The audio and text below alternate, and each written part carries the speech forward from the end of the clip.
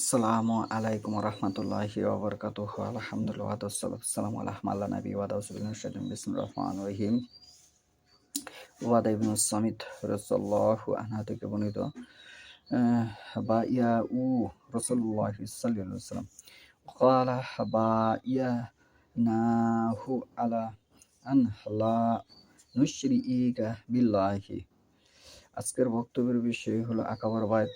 আকাবার বায়াতে দ্বিতীয় পর্ব দিয়েছি, সেটি সহিহুল বুখারী থেকে আরও দলিল উপস্থাপন করতেছি।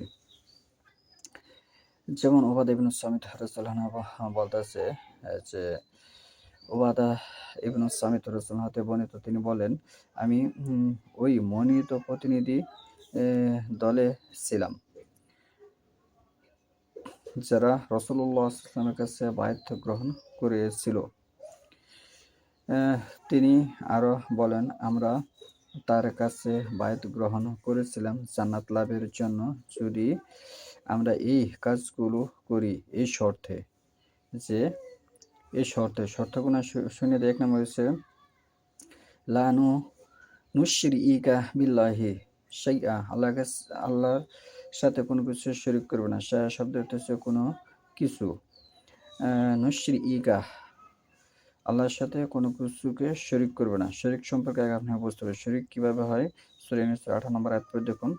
শরীক বিধর্মীরা শরীক স্থাপন করে আল্লাহর সাথে, যে আমরা স্বর্গে যাব, এ আমাকে স্বর্গে নিয়ে যাবে সুপারিশ করে, মানে একদম একটা মাধ্যম সৃষ্টি করার নামই শরীক। একটা মাধ্যম স্থাপন করার নামই শরীক। সেটা মানুষই হতে পারে, সেটা গাছপালা হতে পারে, সেটা কোনো কবরও হতে পারে। তাহলে শরীক হবে। প্রথম শর্ত দিতেছে আল্লাহ বায়াত নিতেছুম যে লা নুশরিকা বিল্লাহি শাইআ, আল্লাহর সাথে কোনো কিছুকে শরীক করবে না। ওয়ালা নাসরিকা, তারপরে শর্ত দিতেছে যে ব্যভিচার করবে না। ওয়ালা নাসরিকা, চুরি করবে না। ওয়ালা নাজনি, ব্যভিচার করবে না। ওয়ালা নাকতুলান নাফসা, এবং কাউকে হত্যা করবে না। হারামাল্লাহি, আল্লাহ যাকে হারাম করেছেন তাকে হত্যা করবে না। ওয়ালা নান তাহিবা, এবং লুটতরাজ মানে সন্ত্রাসীগিরি করবে না। এবং ওয়ালা নাসিয়া বিল জান্নাতি, নিজের নফসের উপরে নাফরমানি করবে না। এই শর্তের উপরে আমরা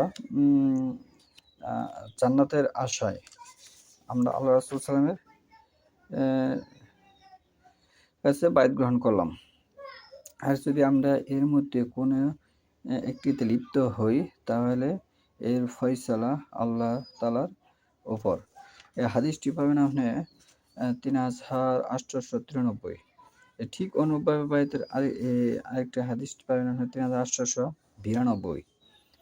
আরেকটা হাদিস আছে 3891। আরেকটি হাদিস আছে 3890। আরেকটি হাদিস আছে 3889। এই যে নাম্বারটি বললাম, এটি সম্পূর্ণ সহিহুল বুখারীর 3 নম্বর খণ্ডে আছে। এগুলোর মধ্যে জোরালোভাবে বায়াতের বিষয়গুলো হচ্ছে আকাবার বায়াত সম্পর্কে। এই হাদিসটি আকাবার নতুন লোক যারা, তারা আকাবার বায়াত গ্রহণ করবে কোনো ভালো যোগ্য ব্যক্তির কাছে। যোগ্য ব্যক্তির যোগ্যতা হচ্ছে এই, সে কোরআনের আদেশ ও নিষেধ জানা থাকতে হবে, এবং ওহীর অনুসরণ করে। ওহী 2 প্রকার, ওহী মাত্র, ওহী গায়রি মাত্র, মানে আল কোরআন এবং সুন্নাহ।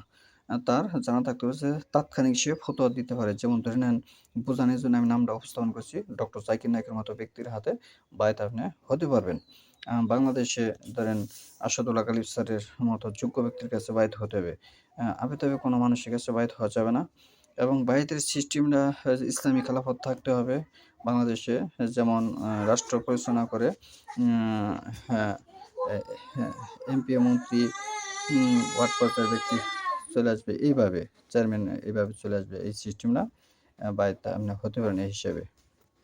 সুবহানাকা আল্লাহুম্মা ওয়া বিহামদিকা আশহাদু আল্লা ইলাহা ইল্লা আনতা আস্তাগফিরুকা ওয়া আতুবু ইলাইক।